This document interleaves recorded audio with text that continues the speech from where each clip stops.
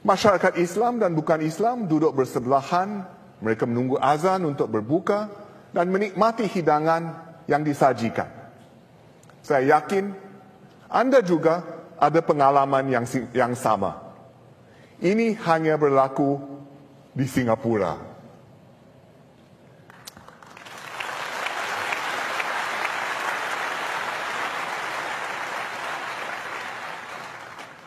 Namun, keadaannya sungguh berbeza di tempat lain. Ada kalanya agama yang sama diamalkan dengan cara yang berlainan. Beberapa pendakwah asing yang datang ke sini tidak faham konteks berbilang bahasa dan bangsa Singapura. Mereka menyeru supaya para penganut agama dan bukan penganut dipisahkan. Mereka mengutuk orang beragama lain dan ada kala mengutuk seagama mereka sendiri hanya kerana mereka berlainan aliran atau mazhab. Mereka menganjurkan amalan dan adat yang boleh membawa padah kepada Singapura. Sebilangan pemimpin Islam telah menyuarakan kebimbangan mereka. Kami memantau perkembangan ini. Pendakwah asing pernah dilarang masuk ke Singapura. Ada pendakwah beragama Islam, ada beragama lain. Yang jelas, pemerintah harus tegas dan konsisten terhadap semua agama demi mempertahankan keharmonian agama kita. Asatiza kita perlu memahami konteks bagaimana Islam diamalkan di Singapura. Bagi mereka yang belajar di luar negara, program SRP di RSIS bersama Akademi MUIS menganjurkan kursus sijil pemikiran Islam dalam konteks kehidupan masyarakat majmuk. Keperluan memahami isu-isu semasa dan konteks juga diterapkan dalam program pembangunan profesional asatizah di bawah skim pengiktirafan asatizah atau ARS. Saya difahamkan ramai asatizah kita mendapati pendedahan ini perlu dan berguna. Ini harus kita perkukuhkan. Oleh itu, saya gembira Menteri Yaakob Ibrahim mengumumkan rancangan untuk menguatkan ARS dengan meluaskannya kepada semua asatizah. Saya juga alu-alukan seruan pemimpin Melayu Islam supaya ARS diwajibkan agar semua asatizah berdaftar di bawah skim ini. Sekarang, ARS atau atas dasar sukarela. MUIS akan bekerjasama dengan Pergas dan lembaga pengiktirafan asatizah untuk menjadikannya wajib. Saya menyambut baik usaha dan azam masyarakat Melayu Islam kita. Ini akan memberi jaminan bahawa semua guru agama di sini dapat membimbing para pelajar mereka untuk mengamalkan Islam sejajar dengan konteks berbilang kaum Singapura.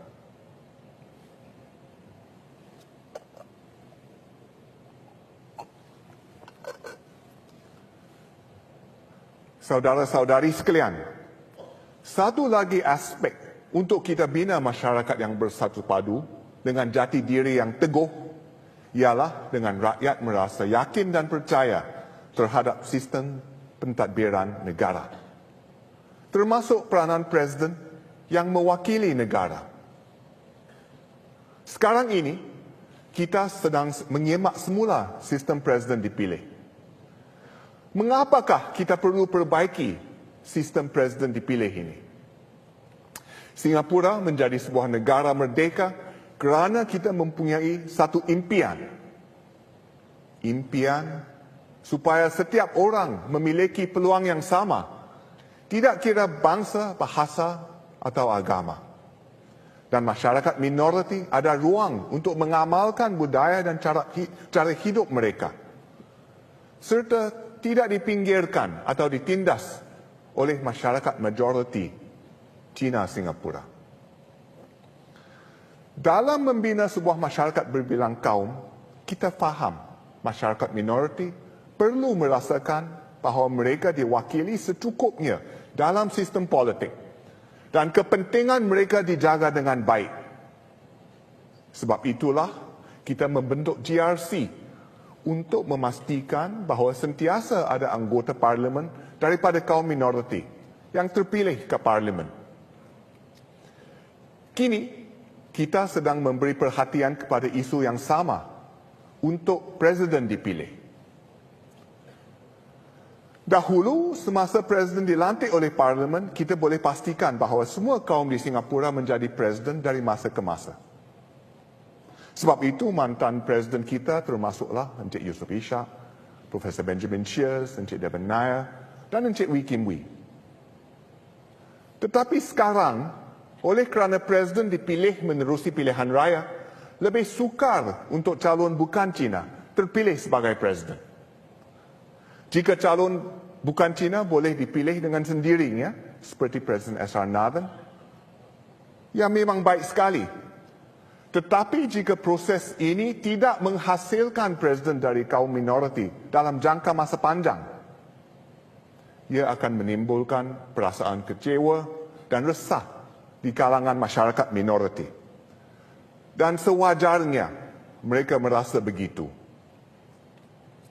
Ia boleh dipolitik dan diperalatkan untuk mengapi-apikan masyarakat minoriti dan memecah belahkan perpaduan kita pada masa depan. Kita harus membuat perubahan sekarang dan mengambil tindakan ketika suasana aman dan rakyat bersatu. Jadi, kita mesti pastikan bahawa dari masa ke masa, Singapura mempunyai seorang Presiden Melayu, seorang Presiden India, ataupun dari kaum minoriti lain. Saya percaya isu ini penting, bukan sahaja kepada masyarakat minoriti, tetapi juga Singapura. Bagaimanapun, kriteria kelayakan yang ketat akan dikekalkan. Dengan ini, kita yakin bahawa sesiapa sahaja yang dipilih menjadi presiden layak dan memenuhi piawaian tinggi yang sama. Jawatan presiden merupakan simbol negara kita. Setiap rakyat Singapura mesti berasa bahawa seseorang dari kaumnya boleh menjadi presiden, malah terpilih menjadi presiden dari masa ke masa. Dengan keyakinan dan sokongan itu, presiden boleh memainkan peranannya, menyatu padukan rakyat Singapura. Inilah yang dilakukan Encik Yusof Ishak. Sebagai presiden, beliau mewakili semua rakyat Singapura. Masjid baru di Woodlands yang dinamakan sempena nama beliau, Masjid Yusof Ishak, hampir siap dibina. Saya tidak sabar untuk merasmikannya pada suku pertama tahun depan. Saya gembira diberitahu bahawa kegiatan masjid akan menerapkan nilai-nilai murni yang beliau perjuangkan, yaitu meritokrasi, kepelbagaian kaum dan budaya, dan pemodenan. Pada tahun 68, dalam ucapan tahun barunya, Encik Yusof Ishak menekankan asas-asas yang membina masyarakat kita. Dengarlah, ini kata-kata beliau.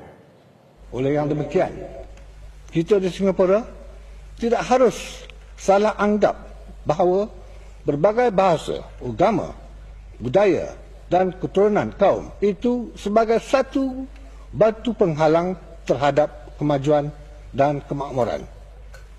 Sebaliknya pula, kalau kita menghadapi segala perbezaan ini dengan rasa muhibbah, sikap sabar dan ingin mempelajari, maka segala aneka perbezaan yang kaya ini akhirnya kelak akan jadi matlamat kita yang terjamin. Antara lain-lain, sikap sabar inilah yang menjadikan Singapura sebuah kota raya yang dinamik dan maju hari ini. Hari ini kita berjaya kerana kita ikut nasihat Encik Yusof Ishak. Inilah yang telah saya bincangkan malam ini.